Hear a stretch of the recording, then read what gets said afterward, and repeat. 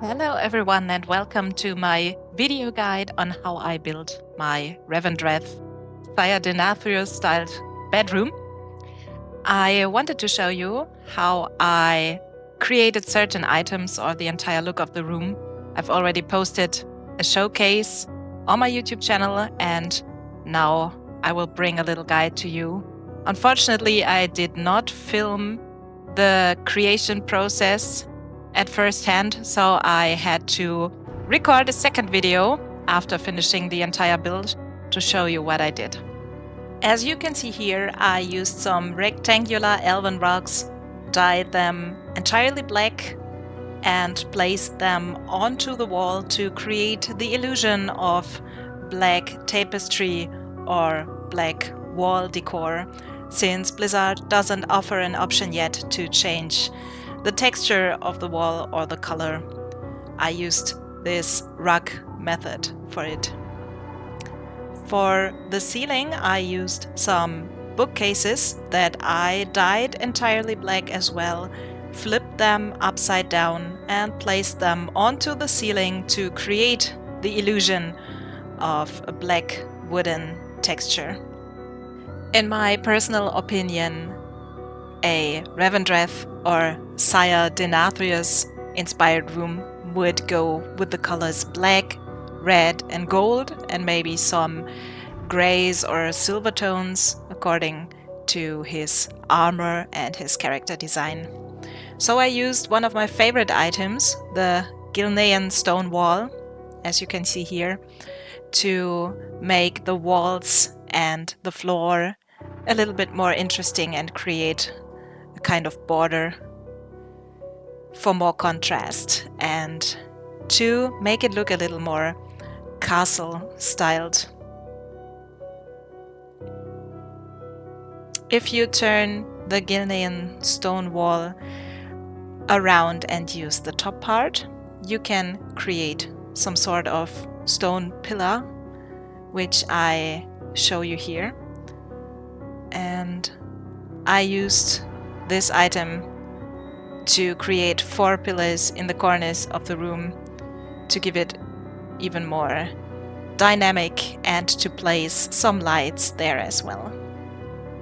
Now, after I have shown you the basics to decorate and change the room and the room color and aesthetic, I will show you how I designed the interior of the room, especially the red anima windows that a lot of you asked me how I did them. Because at first it looks like I was able to dye the Surama window, but actually I didn't. I just placed a dyed circular woolen rug behind the window and in front of the wall to create the illusion of red stained glass or the red glowing anima effect. I also added the Venthyr anima bottle, resized it to 200% and rotated it a bit to make it look like it was part of the Surama window. My favorite piece of this build is the red glowing anima bathtub. I used some circular woolen rugs in red for the surface and the Pandaren stone wall to create the border.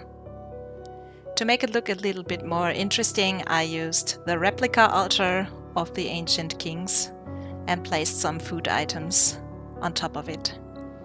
To create this red flowing effect, I used the Sindorai sleeper and placed the primeval's chest on top of it and a fountain under it. So I hoped for the illusion of red flowing animation to work out. I'm not entirely sure, but it was the best that I could do, because unfortunately we are not able to dye water or fountains yet. As you can see, there is a red glowing animation that comes from the sunline blood orbs that I placed underneath the woolen rugs. And from time to time you can see the orb floating up and down, so it sort of looks like the anima is bubbling. For the main wall, I used some Pandaren stone wall item and Lordaeron fence to make it look a little bit more gothic and interesting. I also added some red Razorwind paintbrush around the main window to make it look royal and pleasing for the eye. To create this sort of red stained glass effect or maybe magical barrier look, I used the Cinderai Sleeper again. It's such a versatile item. I really love using this, especially for builds that need a lot of red tones. Again, I used some bookcases that I dyed black to create a matching stair leading up to the main window. One of my favorite items is the Crucible votive rack, which you can see here. I like to use it in a lot of spooky builds because it fits the aesthetic so well. I also added the carved wooden bar table dyed in red and black and the sturdy wooden bed for the base to create Sire Denathrius' luxurious huge king-size bed. I also added the bejeweled Venthyr cup and again some anima bottles to fit the overall aesthetic and fulfill Sire Denathrius' need for more anima. I added a grand elven bench for the top part, the head part of the bed, and dyed it in gold, black and red again. Lastly, I added the standing ornate weapon rack and dyed it as well in the matching colors to finish off the bed. For the chandelier, I used the Gondor gas chandelier and turned it upside down. And then I used the Dalaran display shelves and also turned them around so I could see the backside and place it onto the ceiling to make it connect to the ceiling a little better. For the lighting in this room, I used some candles and the large Forsaken spiked brazier that I resized and placed directly onto the wall to fit the Castle Nathria aesthetic.